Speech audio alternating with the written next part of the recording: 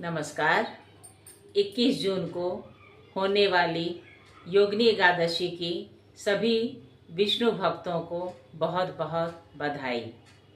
साथ ही 21 जून को होने वाली योग दिवस की भी सबको बहुत बहुत शुभकामनाएं। एक साथ दो तिथियां हमें स्वस्थ और आनंद प्रदान करने वाली हैं। जगत के पालनकर्ता विष्णु सबका कल्याण करें और योग को अपनाकर हम अपने जीवन को सुखी, स्वस्थ तथा निरोग बनाएं। जगत पालक भगवान विष्णु की पूजा वंदना के एकादशी पर्वों का महिमा गान हिंदू धर्म के पुराण ग्रंथों में किया गया है। शास्त्रीय मान्यता के अनुसार निर्जला एकादशी के बाद और देवशयनी एकादशी से पहले आषाढ़ मास के कृष्ण पक्ष में पड़ने वाला योगिनी एकादशी का पर्व जीव और ब्रह्म का योग कराने के कारण जगत पालक भगवान विष्णु को विशेष रूप से प्रिय है। तीनों लोकों में प्रसिद्ध इस व्रत पर्व के अनुष्ठान से भक्त के लौकिक जीवन में सुख, शांति और समृद्धि की प्राप्ति होती है। साथ ही देह त्याग के बाद मोक्ष भी मिलता है। पद्म पुराण के अनुसार देह को समस्त रोग से मुक्ति करने और प्राप श्राप से मुक्त करने वाली योगिनी एकादशी के अनुष्ठान 18 तरह के असाध्य और कुष्ठ रोग ठीक हो जाते हैं। इस दिन असहायों एवं जरूरतमंदों को अन्न, जल, वस्त्र और धन के दान से 88,000 ब्राह्मणों को भोजन कराने का पुण्य फल मिलता है। महाभारत के अनुसार भगवान श्री कृष्ण से आषाढ़ के शुक्ल पक्ष की निर्जला एकादशी का महात्म सुनने के बाद महाराज युधिष्ठिर ने उनसे आषाढ़ कृष्ण की योगिनी एकादशी का महात्म सुनाने की प्रार्थना की। तब भगवान श्री कृष्ण बोले, नृपश्रेष्ठ, आषाढ़ के कृष्ण पक्ष की योगिनी एकादशी संसार सागर में डूबे हुए प्राणियों के लिए सनातन नौका के समान है। यह पर्व पापों को नष्ट करने वाला और श्रेष्ठ पुण्य फल देने वाला है। सर्वप्रथम योगिनी एकादशी व्रत का हम प्रारंभ कैसे करें? शास्त्रों के अनुसार योगिनी एकादशी के दिन भक्त को सूर्योदय से पहले उठ जाना चाहिए। दैनिक कार्यों से निवृत्त होकर स्नान आदि से पवित्र होना चाहिए। सर्वप्रथम स्नान के लिए हमें गंगा जल का उपयोग करना चाहिए।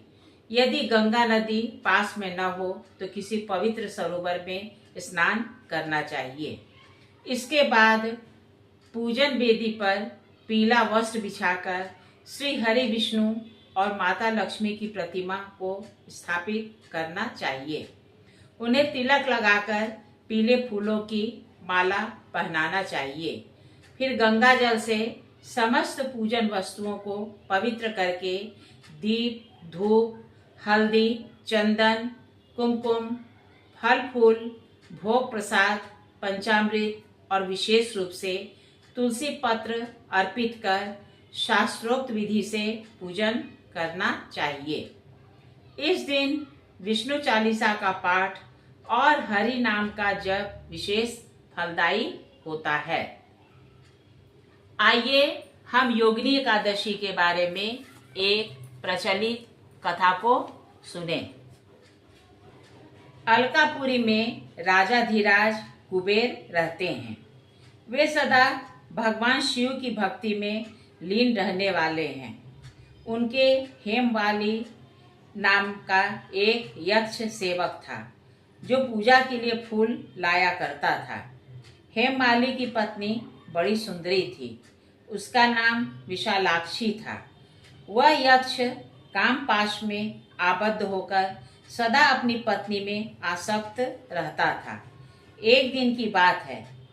हेममाली मानसरोवर से फूल लाकर अपने घर में ही ठहर गया और पत्नी के प्रेम में लीन हो गया। अतः कुबेर के भवन में न जा सका। इधर कुबेर मंदिर में बैठकर शिव का पूजन कर रहे थे। उन्होंने दोपहर तक फूल आने की प्रतीक्षा की। जब पूजा का समय व्यतीत हो गया तो यक्षराज ने क्रोधित होकर सेवकों से पूछा, यक्षों, दुरात्मा हेममाली क्यों नहीं आ रहा है? इस बात का पता तो लगाओ। यक्षों ने कहा, राजन, वह तो अपनी पत्नी की कामना में आसक्त हो अपनी इच्छा के अनुसार घर में ही रमण कर रहा है। उनकी बात सुनकर कुबेर क्रोध में भर गए और तुरंत ही हेममाली को बुलवाया। देरी हुई जानकर हेममाली के नेत्र भय से व्याकुल हो रहे थे। वह आकर कुबेर के सामने खड़ा हुआ। उसे देखकर कुबेर की आंखें क्रोध से लाल हो गईं। वे बोले, ओ पापी, ओ दुष्ट, ओ दुराचारी, तूने भगवान की अवहेलना की है। अतः कोण से युक्त और अपनी उस प्रियतमा से वियुक्त होकर इस स्थान से भ्रष्ट होकर अन्यत्र चला जा। कुबेर के ऐसा कहने पर वह उस स्थान से नीचे गिर गया।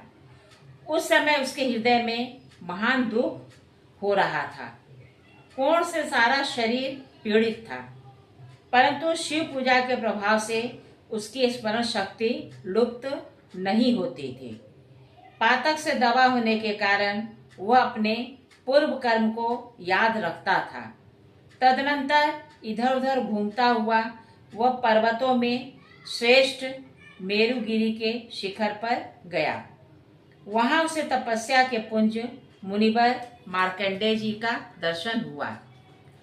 पापकर्मा यक्ष ने दूर से ही मुनि के चरणों में दर्शन किया और प्रणाम किया। मुनिवर मार्कंडेय ने उसे भय से कांपते देख परोपकार की इच्छा से निकट बुलाकर कहा, तुझे कोढ़ के रोग ने कैसे दबा लिया? तू इतना अधिक निंदनीय जान पड़ता है। यक्ष बोला, मुने, मैं कुबेर का अनुचर हूँ। मेरा नाम हेममाली है। मैं प्रतिदिन मानसरोवर से फूल ले आकर शिव पूजा के समय कुबेर को दिया करता था। एक दिन पत्नी सहवास के सुख में फंस जाने के कारण मुझे समय का ज्ञान ही नहीं रहा। अतः राजा धीराज कुबेर ने कुपित होकर मुझे शाप दे दिया, जिससे मैं कोढ़ से पीड़ित होकर अपनी प्रियतमा से बिछुड़ गया। मुनिश्रेष्ठ, इस समय किसी शुभ कर्म के प्रभाव से मैं आपके निकट आ पहुंचा हूँ। संतों का चित्त सामान्यतः परोपकार में लगा रहता है। यह जानकर मुझ अपराधी को कर्तव्य का उपदेश दीजिए। मार्कंडेय जी ने कहा, तुमने यहाँ आकर सच्ची बात कही है, असत्य भाषण नहीं किया है, इसलिए मैं तुम्हें कल्याणप्रद व्रत का उपदेश करता हूँ। तुम आषाढ़ के कृष्ण पक्ष में योगिनी एकादशी का व्रत करो। इस व्रत के पुण्य से तुम्हारी कोढ़ निश्चय ही दूर हो जाएगी। भगवान श्री कृष्ण कहते हैं, ऋषि के ये वचन सुनकर हेममाली दंड की भांति मुनि के चरणों में पड़ गया। मुनि ने उसे उठाया, इससे उसको बड़ा हर्ष हुआ। मार्कंडेय जी के उपदेश से उसने योगिनी एकादशी का व्रत किया, जिससे उसके शरीर की कोढ़ दूर हो गई। मुनि के कथनानुसार तथा उत्तम व्रत का अनुष्ठान करने पर वह पूर्ण सुखी हो गया। नृपश्रेष्ठ, यह योगिनी का व्रत ऐसा ही बताया गया है। जो 88,000 ब्राह्मणों को भोजन कराता है, उसके समान ही फल उस मनुष्य को भी मिलता है। जो योगिनी एकादशी का व्रत करता है, योगिनी महान पापों को शांत करने वाली और महान पुण्य फल देने वाली है। इसके पढ़ने और सुनने से मनुष्य सब पापों से मुक्त हो जाता है। कहिए मेरे श्रद्धालु श्रोताओं, मेरे द्वारा कही गई योगिनी एकादशी की कथा आपको कैसी लगी? अगर अच्छी लगी है तो कृपया इसे लाइक और सब्सक्राइब कीजिएगा। नमस्कार।